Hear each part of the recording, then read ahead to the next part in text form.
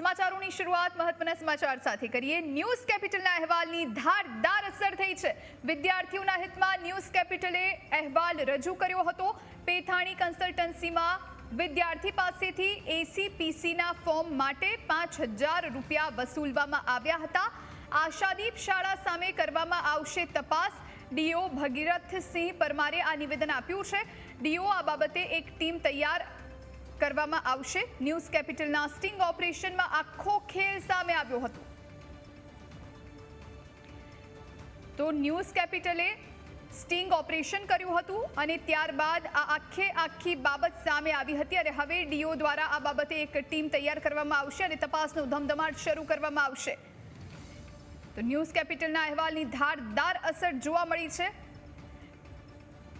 અને હવે તપાસ હાથ ધરવામાં આવશે। ન્યૂઝ કેપિટલે એક અહેવાલ રજૂ કર્યો હતો। પેથાણી કન્સલ્ટન્સીમાં વિદ્યાર્થી પાસેથી એસીપીસીના ફોર્મ માટે 5000 રૂપિયા વસૂલવામાં આવ્યા। આશાદીપ શાળા સામે હવે તપાસ કરવામાં આવશે। ડીઈઓ ડોક્ટર ભગીરથસિંહ પરમારે નિવેદન આપ્યું છે। ડીઓ આ બાબતે એક ટીમ તૈયાર કરશે અને આ ટીમ તપાસનો ધમધમાટ કરશે। ન્યૂઝ કેપિટલના સ્ટિંગ ઓપરેશનમાં આખો ભાંડો ફૂટ્યો હતો। આખો ખેલ સામે આવ્યો હતો। તો જે પ્રમાણે સ્ટિંગ ઓપરેશનને લઈ અને એક અહેવાલ ન્યૂઝ કેપિટલે દર્શાવ્યો હતો, હજુ હમણાંની જ વાત છે, ત્યારે ન્યૂઝ કેપિટલના અહેવાલની આ ધારદાર અસર થઈ છે અને ડીઓ દ્વારા નિવેદન આપવામાં આવ્યું છે કે એક ટીમની રચના કરવામાં આવશે અને આ ટીમ હવે તપાસનો ધમધમાટ કરશે। પેથાણી કન્સલ્ટન્સીમાં વિદ્યાર્થી પાસેથી એસીપીસીનું જે ફોર્મ હોય એ ફોર્મ માટે 5000 રૂપિયા વસૂલવામાં આવ્યા હતા। આશાદીપ શાળા સામે તપાસનો ધમધમાટ શરૂ કરવામાં આવશે। ડીઈઓ ડોક્ટર ભગીરથસિંહ પરમારે આ નિવેદન આપ્યું છે। તો તેમણે આ મુદ્દે પ્રતિક્રિયા આપી અને તેમણે તપાસની વાત કહી છે। તો કેવી રીતે લોકો પાસેથી રૂપિયા ખંખેરવામાં આવે છે, આખા ખેલનો પર્દાફાશ થયો હતો, લૂંટવામાં આવે છે।